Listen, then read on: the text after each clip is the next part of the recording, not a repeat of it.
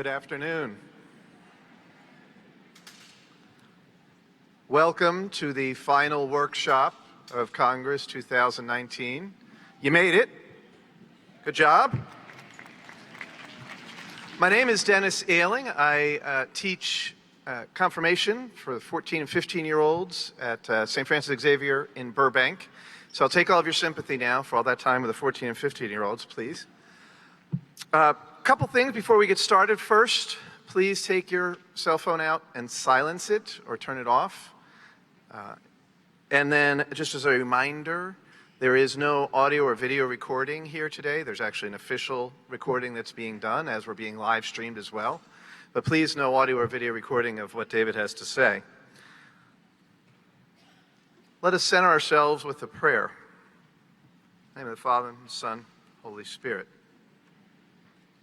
O God, you are the refuge and peace of a restless heart. You are the source of all strength and joy. As we listen to your voice this day, stir up our hearts with your Spirit so that we take all that we have received here and share it with a world that thirsts for your presence. May we never find ourselves dry and barren, but overflowing with well springs of your love. Through Christ our Lord. Amen. So our speaker today, David Wells, comes to us from Devon, England. By the way, he loves the way your accent sounds. Told you I was going to steal it. David's been a long-time superstar here at Congress. A little bit of background, he's married to Allison, and they have 3 grown-up children and a very badly behaved dog. David began his career as a teacher before becoming a research assistant for the Bishops' Conference in England and Wales. Since then, his work has taken him all over the world. His recent work as a consultant involves assisting dioceses, parishes, and schools to rethink their approaches to missionary discipleship. He is a recent author of 2 books that are available at Congress: The Reluctant Disciple, in which he talks about his experience at Congress, and more recently, The Grateful Disciple. David has said he is okay living in a state of confusion, and perhaps that's because he was always told that he has the face that looks like he understands, even when he doesn't. And when he does his presentations, he welcomes all of us as part of his family. And so let's welcome him in our family, David Wells. Thank you for that. Thank you.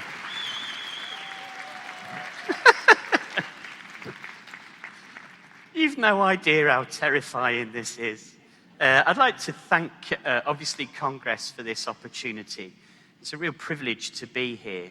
It was about 20 years ago that I first sat right up at the top of those seats up there. And I remember looking in the arena at the opening liturgy and marveling at it, and never really dreaming that I would stay part of this wonderful event for so long. And I just want to pay my respects to the organisation of this event. It's truly world class and a wonderful privilege to be here. Now, listen, if you're going to be that nice, this is going to be really easy. So what I want you to do is I want you to recognise where you are in the course of the 3 days. So you should be probably full. You should be a little tired, and maybe just part of you is going home. And so you've probably put your stuff in your car. You may have left your room. And so what this workshop is going to do is just try to give you a sense of what we can do with what we've learned. Is that all right? So, for example, if I look at the PowerPoint here, I just want to say something startlingly obvious, if you don't mind. Pope Francis is doing something quite interesting for us, and we're going to look at that in a minute. But one of the things that you might be interested in is that how do you take all that information, the various inspiration from the various workshops, the way in which you've been moved by the liturgies, how do you bring that and take that with you? So what I've done is I've said how to turn your learning into good news for others. That's what the next 75 minutes is about. How do you take it with you? Now, to begin, what I'd like to do, again, is, if you don't mind, is there you go. So what I want to do is start in New Zealand. That's where I want to begin. And I want, if you've never seen anything like this, I just want to draw your attention to this picture. So this is what the Maori people call the haka. And I'm really struck by an experience I had a few years ago, being invited to New Zealand to speak to the education system there. And when I got to New Zealand, you see, it's an 11-hour flight to Singapore, and then it's a 9-hour flight to Sydney, and then it's a 2-hour flight to Auckland. And by the time you get to New Zealand, you're pretty tired. And then you're invited lovingly, and you meet the haka, the image that was up there. And I have to say, it's a war dance. It's a means of greeting. But imagine, just if you would for a minute, you're a little bit jet-lagged. You're tired. You get to an event. You're greeted. And the first thing that happens is you meet this. And in front of you are 6 or 7 men. And they're all doing this strange rocking motion. And some of them are holding spears. And then they pull these faces that you see again on the screen. This is the New Zealand All Blacks. If you're not aware of the game of rugby, there's a little group of New Zealanders over here, obviously. If you're not aware of this game, this is arguably probably the most successful team in rugby history. And here they are at the beginning of a game doing the haka to the opposing side. It's a war dance. And so you arrive in a place and that's what you're greeted with. Now, can I just say, I'm jet-lagged, I'm a bit tired, I'm on the other side of the world, and I'm watching this scene. And you watch these people and they're pulling crazy faces, wide eyes, tongue out. And do you understand when I say to you, you're standing there and you're going, what is this? And then the second thing is you think to yourself, I've only come here to talk about Jesus. I don't want to fight with anybody. And then this beautiful scene emerges. I just want you to come with me on it just for a minute. That between these men, a young woman emerges, and she places delicately onto the floor in front of me a small gift. And we're standing there, a group of visitors. And of course, the next thought is, what do you do? What are you supposed to do? And Sister Sian, who was next to me, she said, you know, pick it up.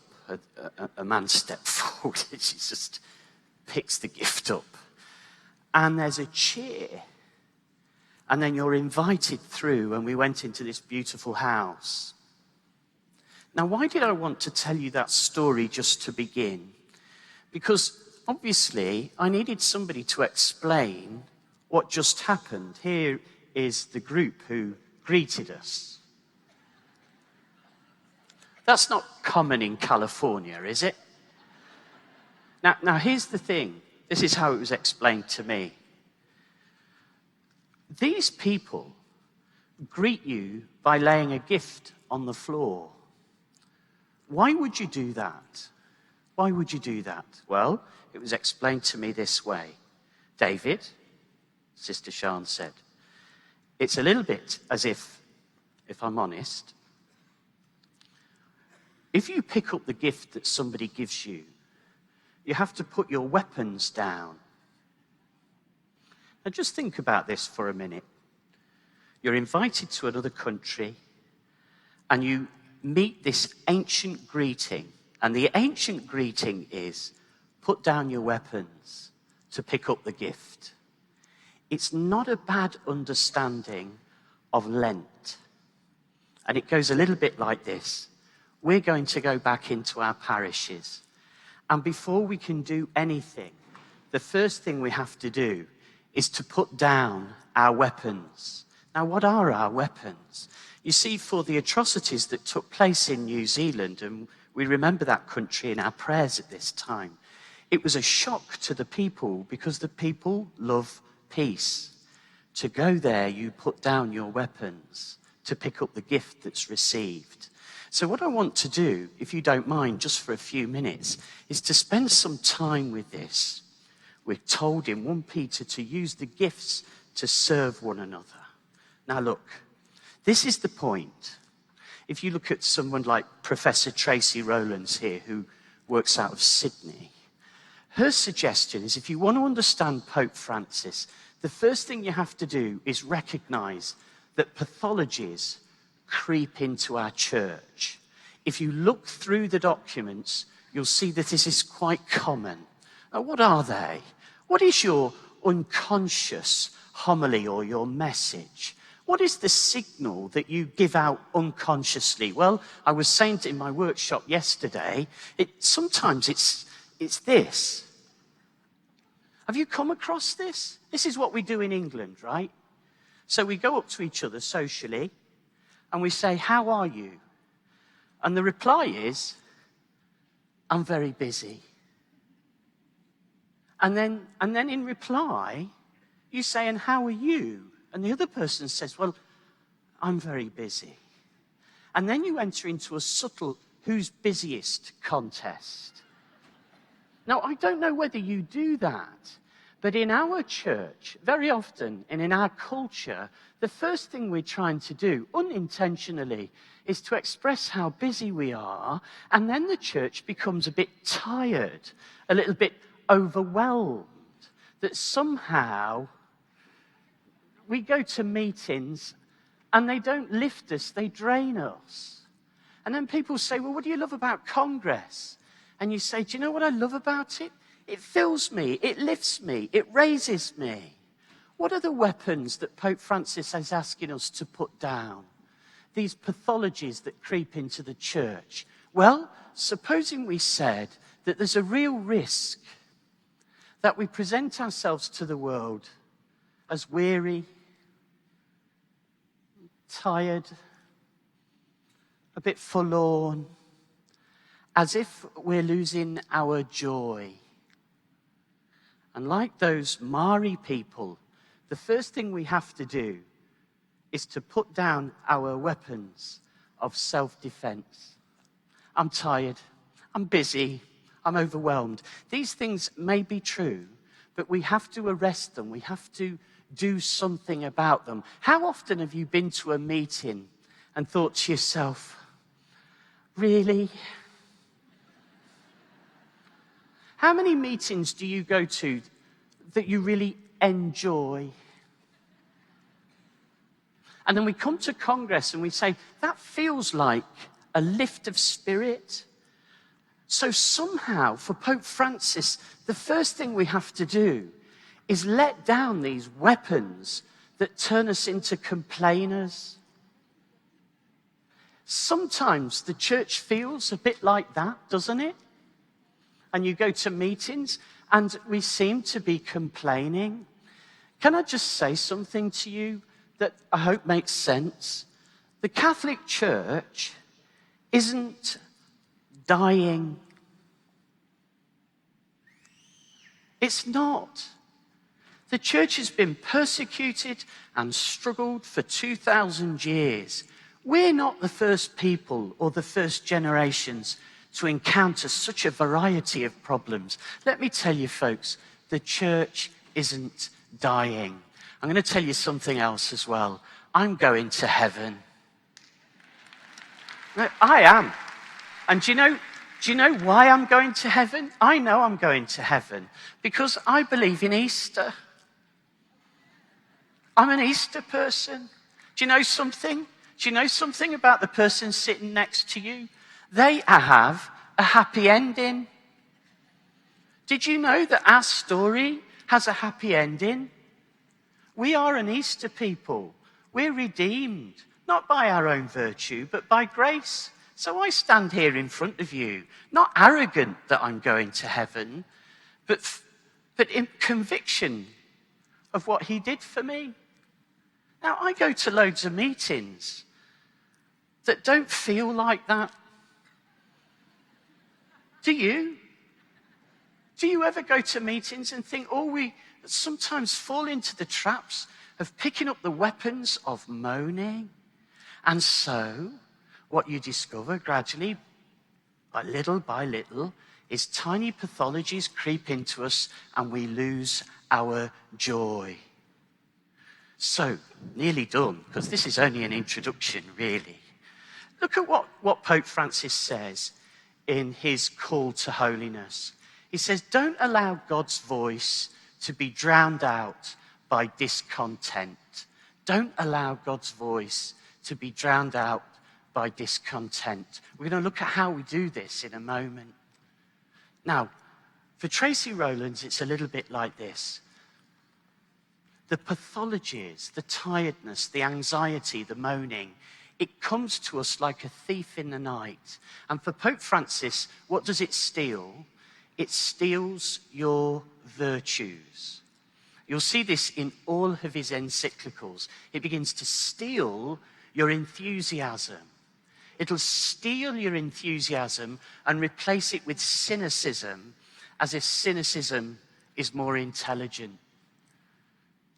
Sometimes it's almost as if that is what unites us. Now look, I hope there's nobody out there asleep already. But what happens to us when we lose our joy? In the scriptures, we fall asleep. You see, for Pope Francis, the enemy of the Catholic Church, please, is not atheism. Neither is it Islam. Neither is it people of different opinions or agnosticism or secularism. For Pope Francis, the real thing to be concerned about is us losing our mission. It's us having our virtues stolen from us. So why are you here? I'm going to tell you why you're here, and you know this is true. You came here to be renewed, to allow your virtues to remind you that deep down inside, you are actually happy. Aren't you? So what happens, if you've ever wondered, why would you have an event like this?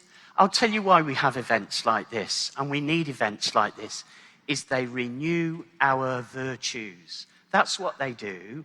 When you go back in your cars this afternoon and you say to each other, did you enjoy it? You're quite likely to say, well, yes, I did really. And you discover that in the conversation, you've been lifted. It's the virtues that are given back to us.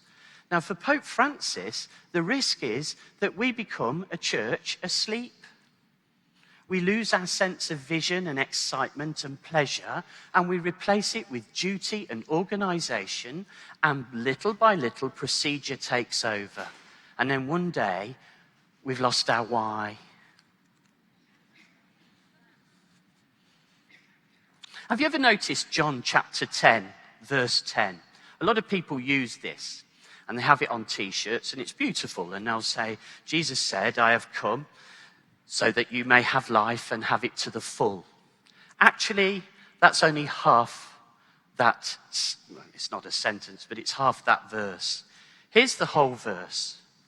The thief comes only to steal and kill and destroy, but I came that they may have life and have it to the full. Now look, forgive me. Do you know what happens in the ordinary, in the mundane, is that we can lose our virtues. Not deliberately, not maliciously, doesn't make us a bad person, but little by little by little, we have our enthusiasm and our joy and our compassion stolen. Like a thief in the night. Nobody gets out of bed in the morning, do they, to be miserable. You don't get out of bed and say, you know, today I'm going to make somebody's life worse. That's what I'll do today. Do you know, today I'm going to get out of bed and be a bit bad-tempered. I'm going to be a bit short with people. People don't do that. That happens gradually, like a thief in the night, stealing our enthusiasm and our joy and our pleasure. Look at what Pope Francis says in Evangelii Gaudium. Have you ever noticed this? Don't be robbed of your joy. Don't be robbed of it. It won't make you a bad person. It doesn't make you a bad person. You still go to heaven, but don't be robbed of it. Don't let circumstance steal your joy. So, you know, we're here because we know we need to be replenished. That's why we're here. Now look at this in the call to holiness. Isn't this interesting? Pope Francis saying, imagine a pope saying this. Have you ever thought about this? He says, don't be afraid of being holy. It'll take away none of your energy, vitality, or joy.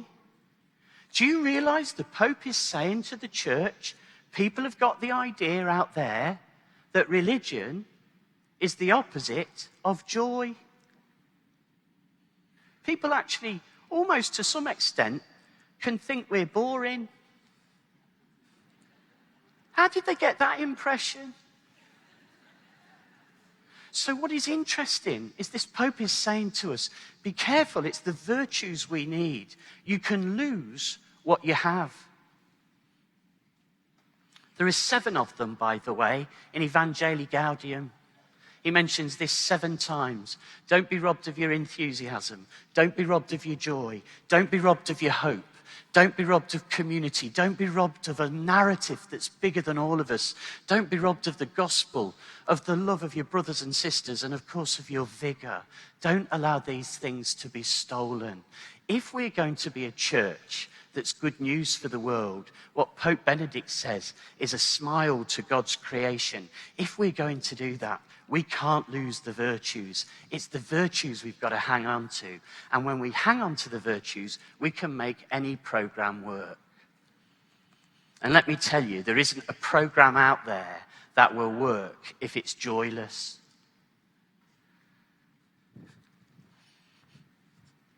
I don't know whether you've seen the recent report on young people that came out of the synod, but it was interesting to see that one of the things that Pope Francis mentions is contributing to this weariness is a cult of success. The cult of success. This is Artemis, the Greek god, the huntress. To worship her means to worship only that which is measurable. To test everything. And it tires us because success isn't what we were born for. Sorry, I'm just going to skip this.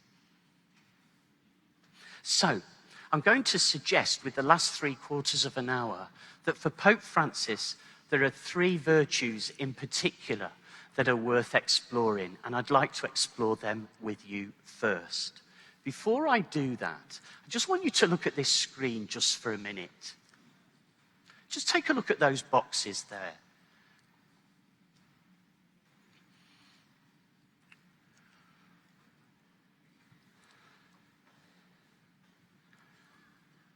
Now, do you mind, just for a minute, it's not a gimmick, it just helps. Would you just say to the person next to you, where would you put yourself today? If you were pointing at that, which box would you be in? And where would you have been a week ago? Now, if you don't like the person sitting next to you, now is an opportunity to move. And just for 2 minutes, just talk to each other about where you'd find yourself. Just briefly, have a quick go.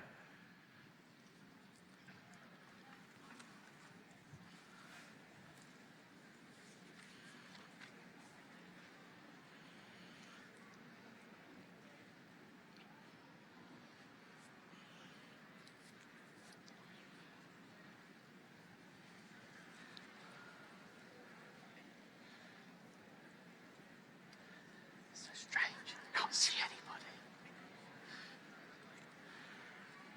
I'm gonna warm up now. I just needed to do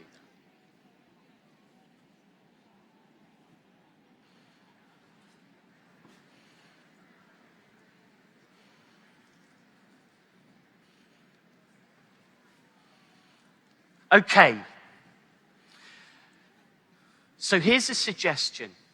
Pope Francis would say, I suspect, looking at his documents and reading them carefully, I'm going to offer you 3 virtues, which to some extent, I believe, are repeated virtues of Pope Francis. He's encouraging us to pray for and seek these virtues out. And I've taken them from his exhortations. Just 3, there are others, but these feature regularly. So the first virtue I want to explore with you focuses attention particularly on Amoris Laetitia. And it's the virtue of tenderness.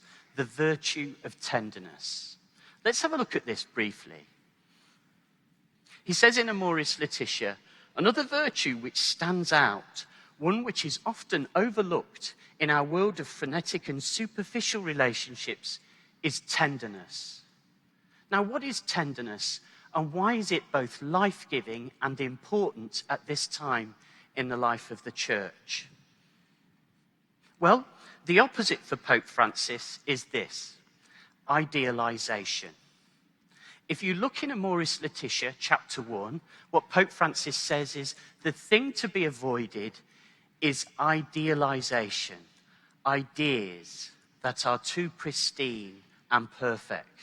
He says this excessive idealization, especially when we've failed to inspire trust in God's grace, has not helped to make marriage more desirable and attractive, but actually something quite different.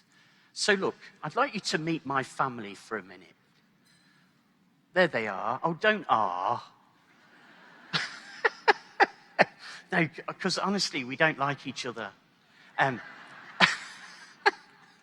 Just have a little look at them for a minute, because I just want to tell you, about 3 years ago, I found myself on this very platform giving a talk. And I want to share with you the most peculiar experience. Can you just go with this for a second? I'm standing at that lectern. I've been speaking for about 10 or 15 minutes, and then I get a text, and it's from Sam in the white t-shirt. And the text says, "Dad, we're watching you."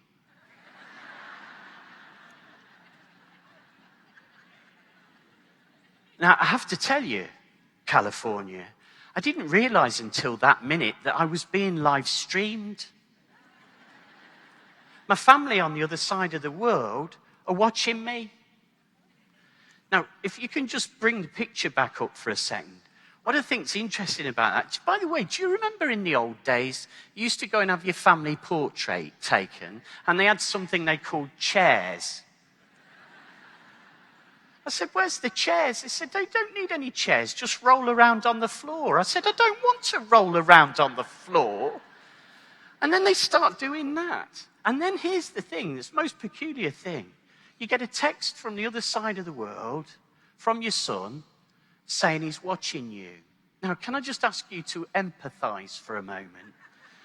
This is really lovely, and thank you for coming. But do you understand why I was distracted by him? It's really lovely that we've got thousands of people together, but can you understand that suddenly I'm thinking, oh no.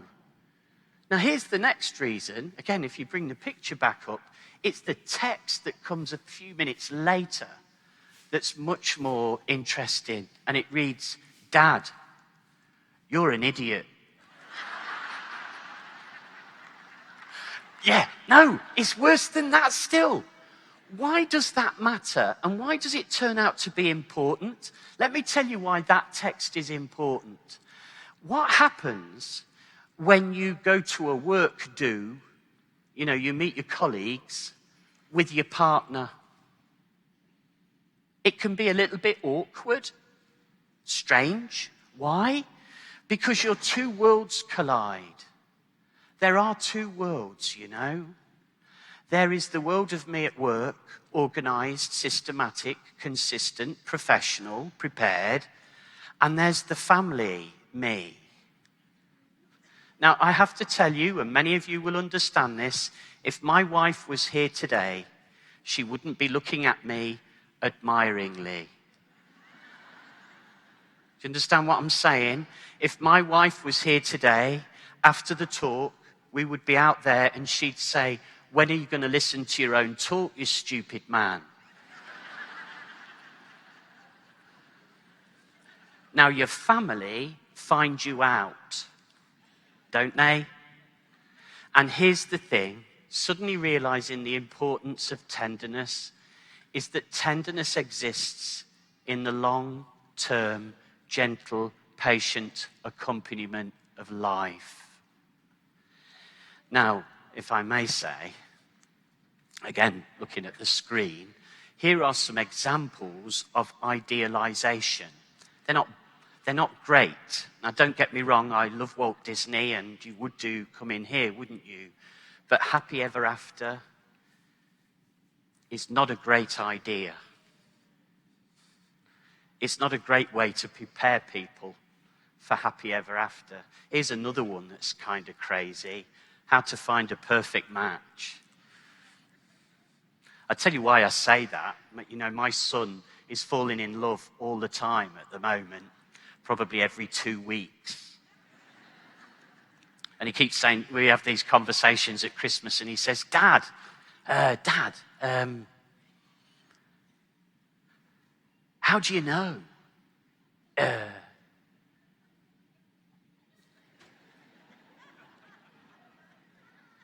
How do you know if she's the right one? And I'm going, well, you asked me that last week. In fact, you know, you get to the point where you go, you won't really. There's a point at which you dare. It's called faith. But here's the thing. We can so tidy up and make ideal our lives that they become ever so slightly unreal. And for Pope Francis, the opposite of idealization is patient tenderness. There's some tremendous work coming out of Canada at the moment. This is an older document, Fulfilling the Promise. The bishops of Ontario have released a more recent one. But look at what they had to say to their parents. They said, "We have also heard your feelings of confusion and inadequacy when faced with some of the problems your children are going through. Catholic schools do not expect to deal with perfect students or perfect parents." Do you see, we've built up a world where people out there think we're better than them. Can I just say that again? There are people out there who think that we think we're better than them. Now, I've never heard that preached. I've never heard it taught. I don't believe it. But the truth of it is, for me at least, somehow we gave people that impression. And for Pope Francis, that's idealization. Now, I come to Mass as a sinner. How did I give people the impression that I don't? Idealization. It's not intentional. It's one of the weapons we have to put down, and we replace it with tenderness. We replace it with tenderness. Look at this. This is beautiful from Amoris Laetitia. No family drops down from heaven perfectly formed. Families need constantly to grow and mature in the ability to love. But look at this, I love this. May we never lose heart because of our limitations, or ever stop seeking that fullness of love and communion which God holds out before us. Do you know, your journey in faith and your journey with others is a patient, gentle, tender one. It happens slowly. Now, the Latin root of tender gives us that word we use when we're bruised or we hurt. And we go, oh, that's tender. But there's an ancient Middle English root, which is where the church uses this word. And it's the tender you get on the back of a train that you would put coal in. The tender at the back of an engine carries the coal that makes the train work. And for Pope Francis, tenderness, accompaniment, gently, patiently, loving people carefully is the virtue of evangelization. Tenderness as patience, as resilience, undeterred, resolved, and strong. For Henri Nouwen, tenderness is not weak, it's strong. It's the lamb and the lion. Now, do you recognize any of these? Okay. This is the committee that organized the first RE Congress. Just take a look at them. Do you know what the year is? It's 1962. I am 4 weeks old.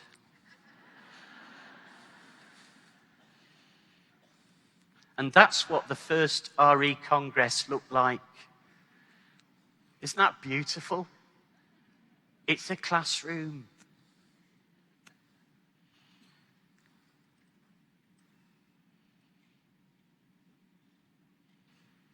There's the choir in 1975. Do you know what I love about those images? These people. They prayed and they took a risk. And you are the answer to that. They couldn't possibly have dreamed this. They knew, as we know, that progress is slow. But look what happens when you love tenderly. Look what happens when you love tenderly. The church grows. Sometimes the enemy of us is our own impatience. I was taught this probably as a dad. This is Matthew in a small town called Jasper. And what I love about this picture is that I was jet lagged. I got up very early in the morning and just went out and started sketching a tree, whatever. And Matthew woke up and realized I wasn't there, and then put his clothes on. And he came out and he sat next to me. He didn't say a word. It's probably about 5 a.m. in the morning. He just sat next to me. And I remember sitting there and thinking, this is fantastic. All he's doing is imitating me. But do you know what was lovely? His mum caught a glimpse of him and came out and took the picture. But what I love about this picture is he's holding the pencil wrong. And I hope you understand when I say this. I had to resist the temptation to tell him. Because love is tender, it's slow. You think you're being good to your kids, but they're teaching you how to do it. I love that about tenderness. It's not in a hurry. I wrote this short prayer. I called it, Should God Give Me the Days. I wrote it for my daughter's baptism. Just see what you think.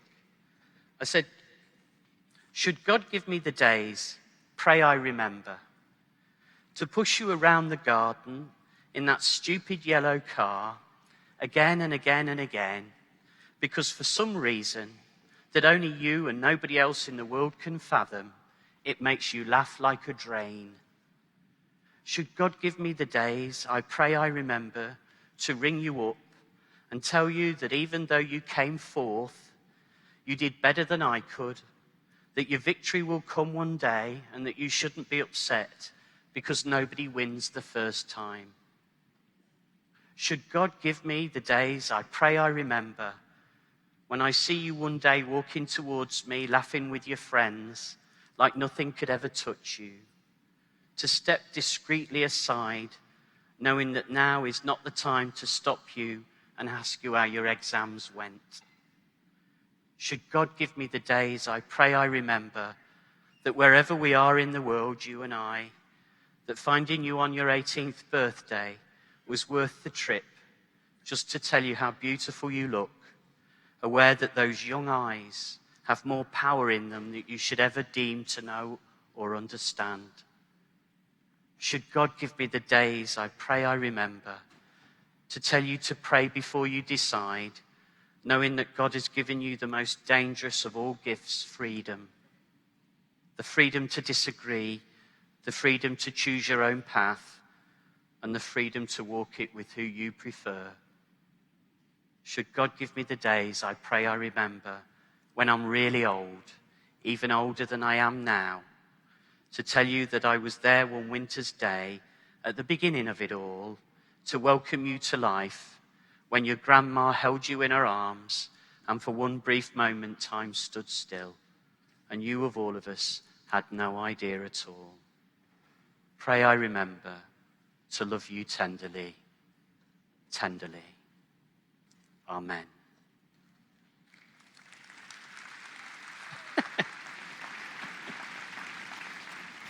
Tenderness is a virtue. The way Pope Francis puts it in Amoris Laetitia, of course, is that we are looking for, in this discernment, progress, tenderness, shades of progress, not the black and white of a final decision. So here you go, folks. When you go home, don't be too impatient with the people who don't get it. Don't be finding yourself thinking, why isn't the church like Congress?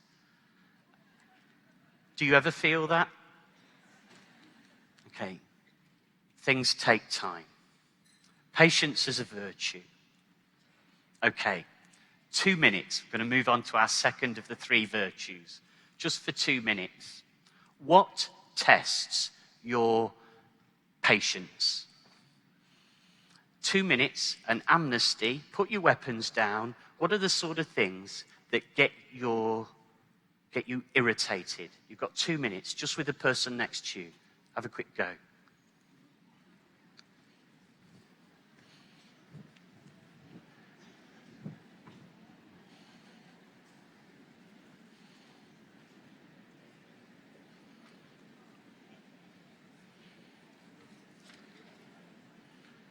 It's really hard.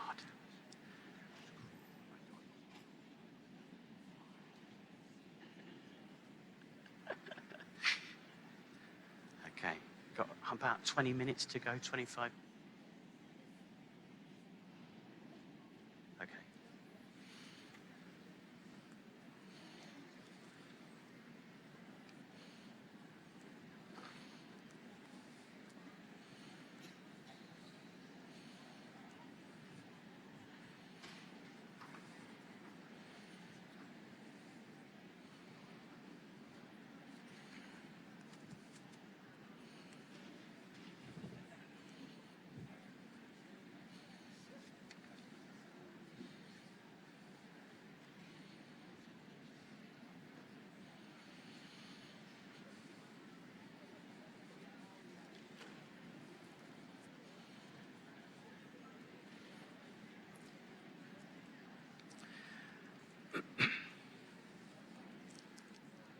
Okay, virtue number 2 of 3 is about 25 minutes to go.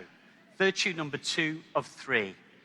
If you read Pope's most recent exhortation, the call to holiness, this is the virtue he calls upon in this document. It's quite beautiful. Of course, there are always more than one virtue, but this seems to be the repeated virtue, authenticity.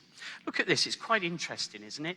Don't be afraid of holiness. I quoted that a moment ago. It'll take away none of your energy, vitality, or joy. But it's the next part that I find fascinating. It goes like this. On the contrary, you will become what the Father had in mind when he created you, and you will be faithful to your deepest self. Now look.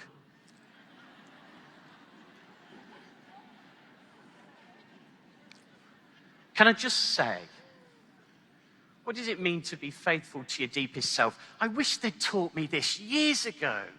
But for Pope Francis, in Gaudete et Exsultate, do you know, holiness, I wish I'd learnt this younger. Holiness is you being yourself, being honest with yourself, That you holy is you fully authentic, the person that God meant you to be. And that takes a bit of courage, right? Because there are a lot of people there who have ideas about what you should be like. I do love that picture. It says in Evangelii Gaudium, do not be afraid to let yourself be guided by the Holy Spirit. Holiness does not make you less human, since it's an encounter between your weakness and the power of God's grace. Do you know something? I love this about this theology. Holiness is you being yourself. It's about us being authentic. It's about us finding out who we are. Now, I didn't learn that quickly enough. But look, it means that sometimes in the darkest of times, we're going to find out who we are. The greatest figures of prophecy and sanctity, says Pope Francis, step forth out of the darkest of nights. This is a difficult time to be a Christian, right? And yet in these times, we can sometimes discover more about who we are because it's challenging, because it's difficult. So the challenge in this document is to be real. Get real. Don't be fake.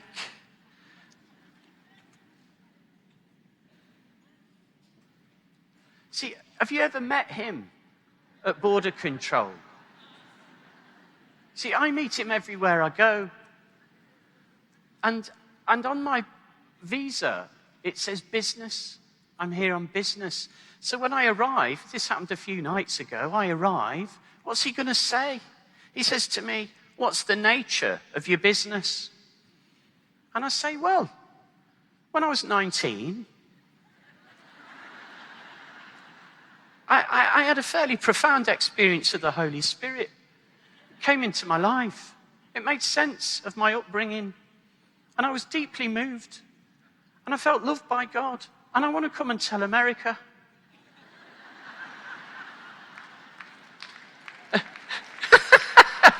That's what you like. The reason I'm saying that is I've never said anything like that. Because I'm a fake. So I get to border control and they say, well, what are you doing? And I say, oh, well, I'm giving a lecture on theology. And they don't know what to do with that. They just think it sounds clever and they wave you through. Now, here's the thing. Sometimes being real is very challenging. And it's hard coming out as a Christian.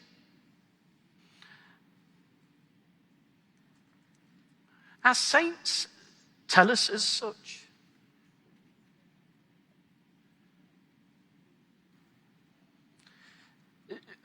This is probably one of my favorite quotes from St. John Paul II.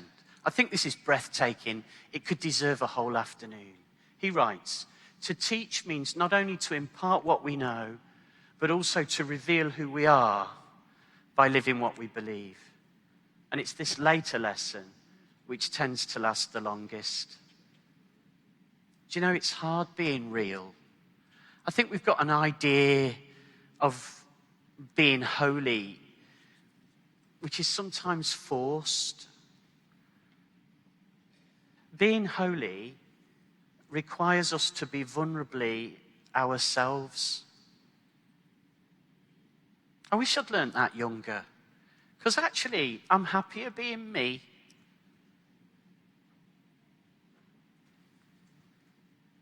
Now, just before we look at the last virtue, do you mind if forgive me, some of you have heard this before, but sometimes, look, I'd been teaching about 3 weeks.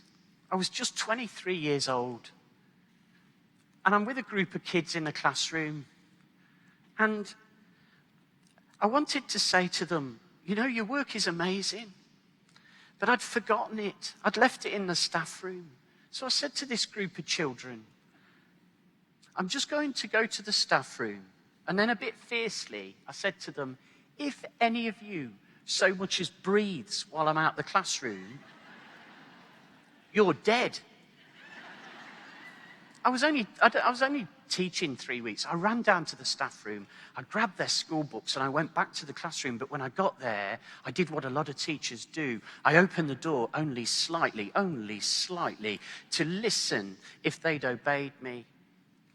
And I heard in the classroom absolute and total chaos. Now, if anybody who's ever taught, you'll know I don't mean it was a bit lively in there. I mean, one boy was being hung out of the classroom by the window by his ankles. I mean, it was crazy in there. It was like Lord of the Flies. You know, if I'd have left them for much longer, they'd have eaten each other's legs. It was terrifying. And what do you do in moments like that? I'm in the corridor and I said, Lord, you know, I want to be a teacher. But, you know, I don't know what to do. And unfortunately, I didn't hear a voice. So I just went for it. I kicked the door. Boom! And I went in there very aggressively. I'm going to shout now for anybody of a nervous disposition. I went in there and I went, now look! And I let my finger point at every pair of eyes. Bits of paper in the room did this. I remember it really vividly. And then it was only at that moment that I realized that this wasn't my classroom. Yeah.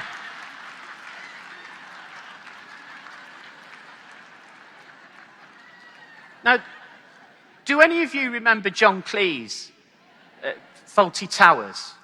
Did you have that over here, Monty Python? I just did a John Cleese. I just went, sorry, wrong room. Like this. But what you have to understand is, you see, I'm now in the corridor back with God. You know, and you kind of go, well, what was that about? Can I put my faith in you? I was vulnerable, I trusted, I was courageous, and then I look stupid. I go down to my classroom, all I'd done was run one flight of stairs too many. I go into my classroom, I sit at the front, I put my head in my hands, and then I said, in a moment of vulnerability, you won't believe what I've just done. And one of them said, what did you do, sir? And I just told them the story I've just told you. And they laughed. They laughed. But then it went quiet. And the quiet that followed was not the quiet that discipline commands. It's the other quiet. The quiet that falls upon a group sometimes. And I remember feeling very strongly inside that God was teaching me something. David, you can teach about me, or you can teach with me. Which is it to be? Be vulnerable. Be yourself. And they'll teach you how to teach. Which takes me to the last of the 3 virtues, and it's my favorite. Now, this virtue features 109 times in Evangelii Gaudium, but Pope Francis keeps referring to it, and this is where I want to finish. We need to spend more time exploring the virtue of joy. Now, strangely, it's Ash Wednesday that begins to reveal this to me. Have you ever thought how crazy it is? Oh, listen, you walk in a crowded room in front of a lot of people and somebody pushes ash into your face. Now, can you just stop there for a minute and go, have you ever really thought how ridiculous that is? What does it mean to push ash into our faces? What does that mean? About 5 years ago, almost to the day, my dad was dying. In fact, I got a phone call at this conference. You need to come home. When I was with him in the last weeks of his life, I was able to have some of the best conversations. And here was one of them. I said to my dad, Dad, of all the things you taught us and all the things you shared over your life, what is the thing you want me to keep hearing? And he looked at me and he said something beautiful. He said, David, don't take yourself too seriously. And then he said, you're going to die. He was on his deathbed. Do you know what he was teaching me? The beauty of Ash Wednesday goes a little bit like this. If you're going to really engage with Easter, if you're going to receive the grace that Easter is, the first thing you have to do is recognize that you're just a bit ridiculous. Ash Wednesday, David Wells. Don't take yourself too seriously. Don't take yourself too seriously. Note to self, lighten up. We were born to be happy. Now, forgive me, may I just say, when I show that, there is always in a group like this, at least quite a few of us who are suffering from depression. And I want to say that's a different talk. But can I talk to the rest of us for a moment and say, do you know something? Central homily of Pope Francis. Listen to this, church. Number 1, cheer up. Number 2, tell your face. Tell your face. Cheer up. Don't take yourself too seriously. Tell your face is mercy. Look, this is what the Canadian bishops have been writing recently. We celebrate God's joy, which longs to break into the world. I love that sentence. It longs to break into the world. Do you know what Pope Francis said? Look at this baby. Do you know what Pope Francis said to the young people in Chile? He says, sometimes the church looks like it's sucking a lemon. Does that ever look like you? Look at how he writes it in Evangelii Gaudium. I love this. Spend time with it. Rather than experts in dire predictions, dour judges bent on rooting out every threat and deviation, we should appear as joyful messengers of a challenging way of life. Do you know something? I've learnt this. There isn't a program in the world that'll work with a miserable face. And there isn't a program that we have in our church that won't work if it's ladled with joy. I love this. Take off the garment of your sorrow and affliction, O Jerusalem, and put on forever the beauty of the glory of God. Listen to this. Here's a little discipline for Lent. Have a go at this. Teresa of Lisieux. The face is the mirror of the soul, and yours, like that of a contented little child, should always be calm and serene. I love this sentence. Are you ready?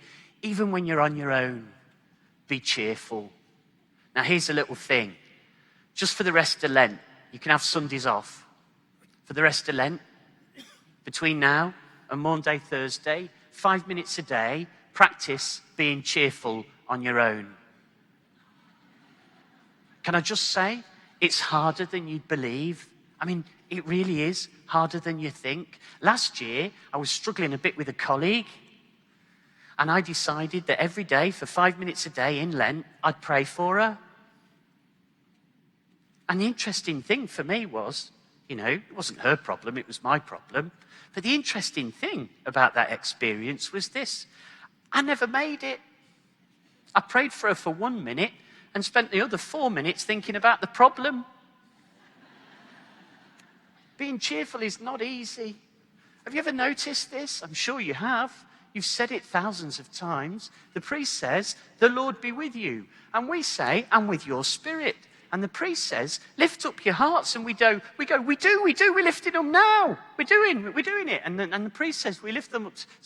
Let us give thanks to the Lord our God. And look what we say. It's right and just. It's right and just to be grateful. Look at this then. The priest then says, Father, it's our duty and our salvation, always and everywhere, to give you thanks. Dave Wells, cheer up. Be grateful. Why? Because I'm a happier person. It's not whether what I'm doing is making me happy, it's a decision. Now go on and have a look at this app by Ollie Gibbs. It's a great website. Look at those 2 pictures. Now I know for those of you who love your art that this is vandalism. what he's done is he's gone round some of the world's museums and he's trying to cheer them up a bit. But just ask yourself, which of those two people would you rather have as a catechist?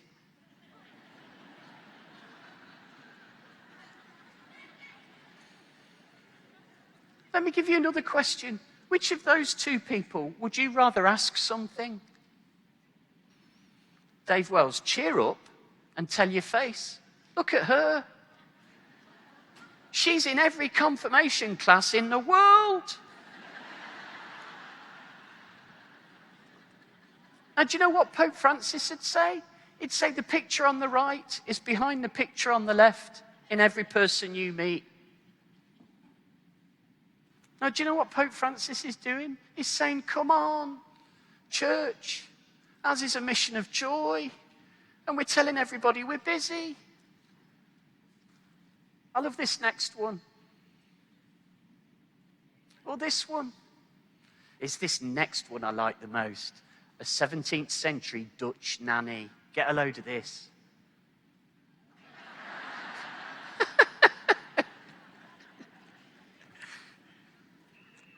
Which would you rather have as a catechist? Even the Dutch master himself gets the treatment. There you go. What a difference a set of teeth makes. Little piece of advice for parents from Pope Francis.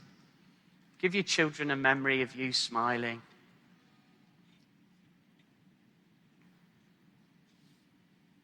This is my mum. She's really struggling at the moment. She's not well. These are difficult days for her. At Christmas, she said something to me really beautiful. She said to me, she's a lot older than that now. And she said to me, Dave, she said, don't remember me like this. She got quite scriptural. She said, it's just the tent is wearing out. Then she added something quite beautiful. She said, I'll tell you how I want you to remember me. It's a sunny day. I'm young. I'm with your dad. We're drinking a glass of wine. We're in a meadow. And I'm laughing. Remember me like that. Remember me because underneath the weariness and the frail body is a joyful person. David, remember my joy. Isn't that how we all want to go? Remember me for the smile that I gave God's world. The church is God's smile to creation. Nearly finished. If you would just bring up the screen. This is Philip Neri. He's one of my favorite saints. He's patron saint. He is a patron saint of humor. Isn't that lovely? Did you know the church had a patron saint of comedians? He once shaved half of his beard off during a homily just to make people laugh. And he wrote, do not grieve over the temptations you suffer. When the Lord intends to bestow a particular virtue on us, he often permits us first to be tempted by the opposite. Therefore, look upon every temptation as an invitation to grow in a particular virtue. Do you know what we do? We take our lives. They're not easy. We all suffer in our own way.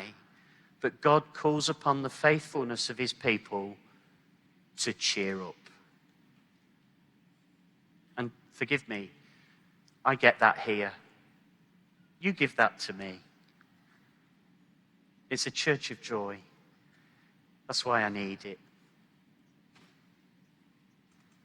And it's catching. You ever noticed? Joy is infectious. Of all places, forgive me, and I am finishing. How long we got? We're done. So, look, it goes a little bit like this. I go into my son's bedroom, get this, and I catch him reading a book. I mean, I felt faint. I've got a daughter who reads and reads and reads and reads, and I know these are stereotypical images, but I've got 2 sons, and can I get them to read for pleasure? And then I look at the book he's reading, and it's about the Nyland brothers, which Spielberg turned into the film Saving Private Ryan. And I looked at Sam, and I said, Sam, I said, that's interesting. We live on the south coast of England. I said, why don't we go to where that film took place? And so in the summer that year, we walked through the graveyards that are the opening scenes of the movie. You may know the opening scene of the movie. It takes place on Omaha Beach. Omaha Beach is where it all goes wrong. 10,000 Americans killed in the first 2 days. Historians tell us the sea was blood red to the horizon. It was carnage. Spielberg makes it the opening scene. And if you remember the film, it begins in this graveyard, Colville Cemetery, just above Omaha Beach. And I was walking through the graves with my 2 sons. And I said, what do you think? And they got it. They got it.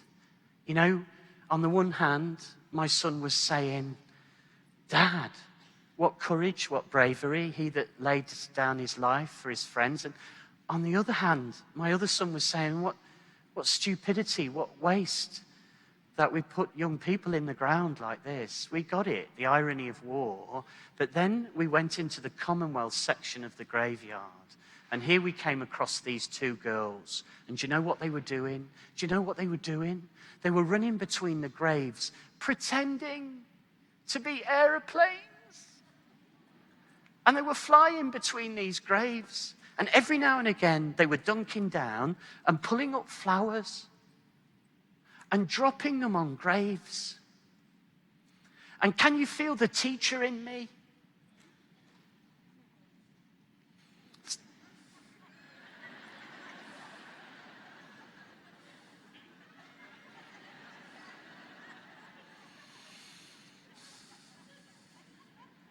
It's very difficult to be a teacher sometimes.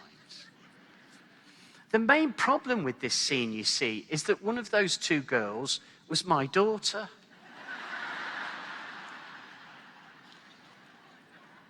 This was years ago. I said, girls, come here, come here. And they walked across to me, and I put my arms around them, and I did the thing you're supposed to do. You know, I got down to their height. I put my arms around them and I said, girls, do you know, this is a cemetery and this is a place of sadness and there's a lady over there, she's upset. I said, we're not going to do that now. And they were fine. I said, we'll play on the beach. And as I stood up, I got a prophet walked into my life. I turned round, I didn't see him coming. It was an elderly, elegant American gentleman with a stick, white hair, frail, chest full of medals. And the first thing I thought was, ooh, you've been here before, haven't you? And then he looked at me just a little bit reproachfully and said, leave the girls alone. Let them play. And then he said to me very gently, why do you think the men died? For you, with all your protestations and regulations and stipulations and organizations, for you with all your bullet points and all your procedures, for you with your limited risk, your health and safety, for you anticipating every eventuality, for your caution, for your regard, for your systems, for your outcomes, for your objectives, for your measurements. Do you think they died for that? Or do you think that they died for 2 girls to throw flowers onto their graves with a certain happy abandon? David Wells, be very careful. There you go. Now to finish, got just one more story, but before we do that, to finish, just let me say this to you. What is this all about if it's not about joy? So lastly, for the last time, just with the person next to you, 2 minutes, All it is, just 2 minutes, very quickly. What strikes you about the last hour and a half? All right, have you heard anything, thought anything, felt anything that you want to remember? Just 2 minutes, and then we'll come into end. Sorry, more time.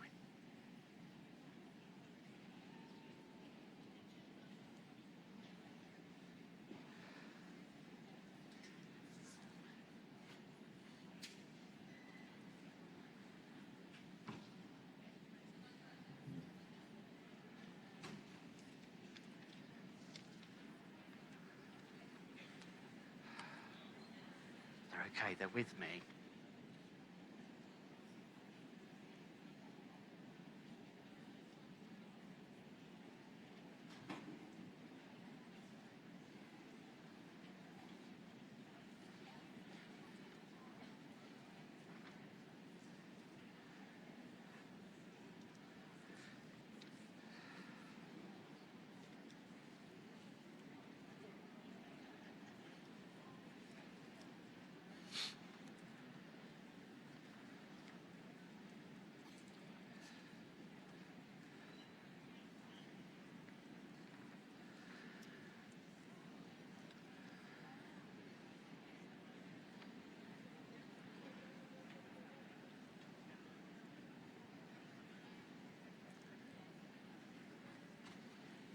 Okay. So to finish, I wrote this short prayer for my son's confirmation. Just thought I'd share it with you. It's called Being His. He isn't asking you to give up going to parties. He isn't asking you to please people. He isn't asking you to be ashamed. He isn't asking you to be a pope or a saint. He isn't asking you to pretend to be holy. He isn't asking you to be faultless. He isn't asking you to live without doubt. He isn't asking you to be successful. He isn't asking you to obey things without saying why. He isn't asking you to avoid risk. He isn't asking you to think that your sexuality is dirty. He isn't asking you that your dreams be needed to be surrendered. He isn't asking you to make everybody proud of you. He isn't asking you to pretend you don't get bored sometimes in holy places. He isn't asking you to accept bullying or abuse. He isn't asking you to accept your limitations as if you can't change. He just isn't asking you. So what is he asking? Sorry. Sam, he wants you to hold on to your joy, knowing that you can lose it sometimes. He's asking you to love, not just the people you like. He's asking you to pray about the things you see on the news. He's asking you to forgive people like me who hurt you. He's asking you not to be afraid of people you don't understand. He's asking you to treat people who are different to you with equal respect. He's asking you to greet warmly the stranger. He's asking you to smell advantage dressed up as service and to challenge it. He's asking you to be wise and to have courage to challenge people like me when I'm wrong.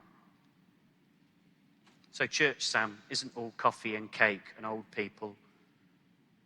Sometimes it'll kill you, but there's no life worth living more than belonging to him.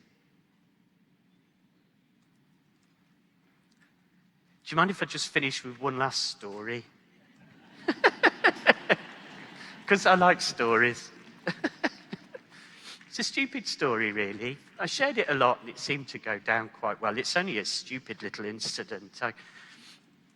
I call it, the point of the story, it was a Tuesday in February. That's the only thing you need to know, really, about this story. It was a Tuesday in February. I want you to picture the scene, if you will. It's dark, it's raining, it's a Tuesday night in February. Opposite me is Alison. She's sitting on the sofa. When she's lost in a good book, her feet are tucked underneath her in a way I can't even contort. There's something about the way my wife sits that puzzles me. I don't quite know where her legs go. But she's lost in a book. And sitting next to me is Matthew and Emily. They're arguing with each other over who has the remote control for the television. And sitting in the corner of the room is my eldest son. He'd be about 12 at the time. And he's playing a game called Rome Total War. He's massacring entire civilizations. We're a good Catholic family. And then this happened, unbidden. I realized, and I'm still puzzled by this, that I was weeping. And I didn't know why. Now, I don't hear words, but I felt them. It's like an intuition. And it went like this. David,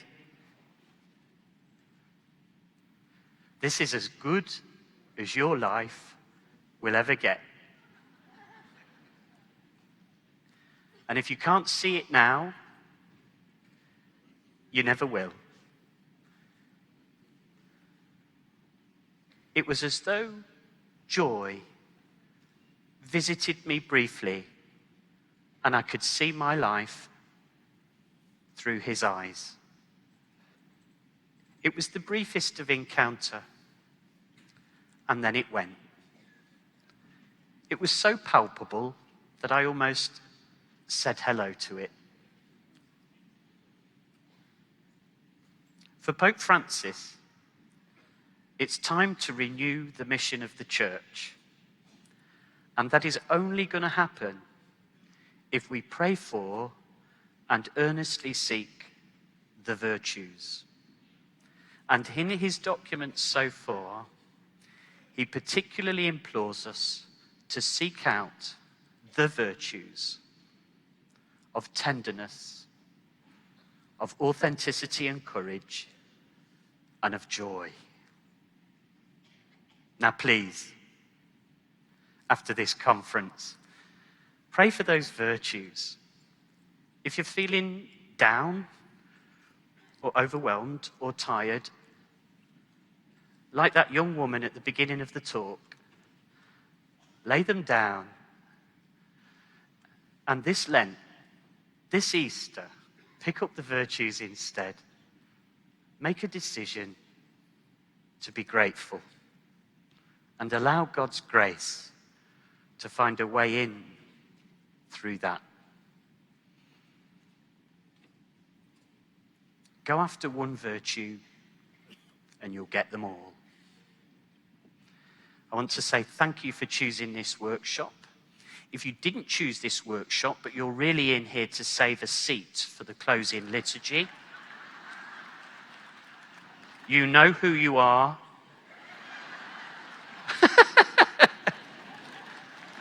You know who you are.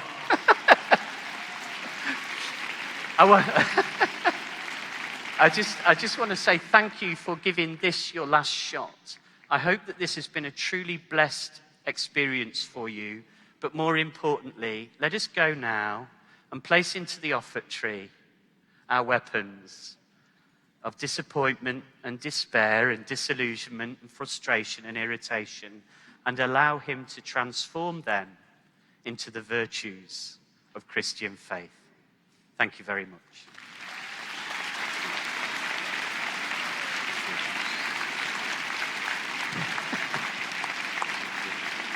Thank you, David.